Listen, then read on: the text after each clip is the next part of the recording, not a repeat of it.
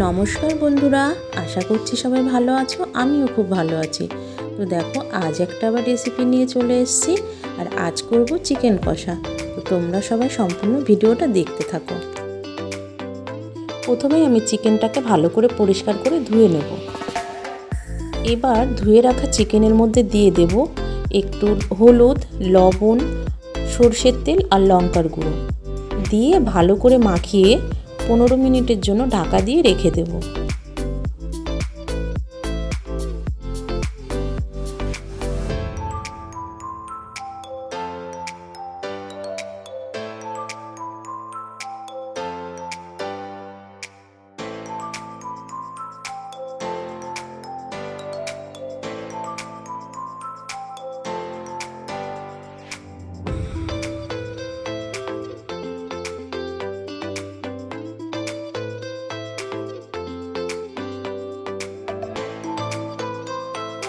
এদিকে কেটে নিয়েছি আলু, মশলার জন্য নিয়ে নিয়েছি পেঁয়াজ, টমেটো আর পেস্ট করে রাখা আদা, রসুন, কাঁচা লঙ্কা। ফোড়নের জন্য নিয়ে নিয়েছি গোটা গরম মশলা, তেজপাতা আর গোটা জিরে। কড়াই গরম হয়ে গেছে, এবার দিয়ে দিচ্ছি সর্ষের তেল। তারপর আমি আলুগুলোকে ভালো করে একটু লাল লাল করে ভেজে নেব। আলুগুলো বেশ সুন্দর ভাজা হয়ে গেছে, এখন আমি নামিয়ে নিলাম। এবার ওই তেলের মধ্যে গোটা গরম মশলা, গোটা জিরে আর তেজপাতা ফোড়ন দিয়ে দিলাম।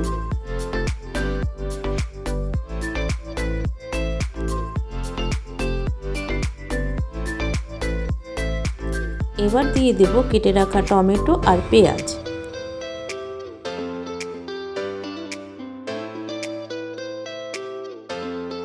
পেঁয়াজ আর টমেটো ভালো করে ভাজা হয়ে গেছে, এবার দিয়ে দেব পেস্ট করে রাখা মশলা আর দিয়ে দিচ্ছি একটু জিরের গুঁড়ো।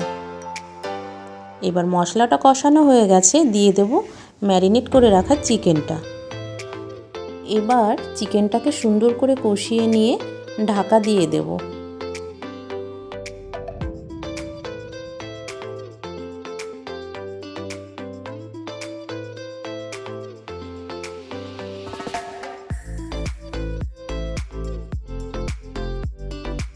পাঁচ মিনিট ঢাকা দিয়ে রাখার পরে এবার ঢাকনা খুলে নিচ্ছি। তারপর একটু নাড়িয়ে চাড়িয়ে ভেজে রাখা আলুটা দিয়ে দেব।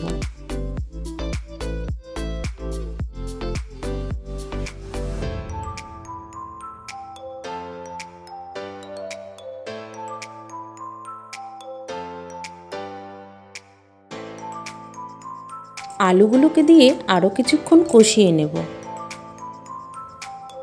আর কষানো হয়ে গেলে তারপর দিয়ে দেব গরম জল।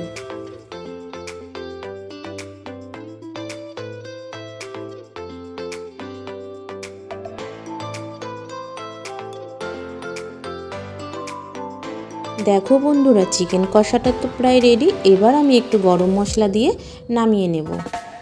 আমি তো এইভাবে চিকেন কষা করি। আমি যেভাবে করলাম তোমরাও এভাবে চিকেন কষা করে খেয়ে দেখতে পারো, অবশ্যই ভালো লাগবে। আর আমার রেসিপিগুলো যদি তোমাদের ভালো লাগে, আমার চ্যানেলটিকে সাবস্ক্রাইব করে আমার পাশে থাকবে।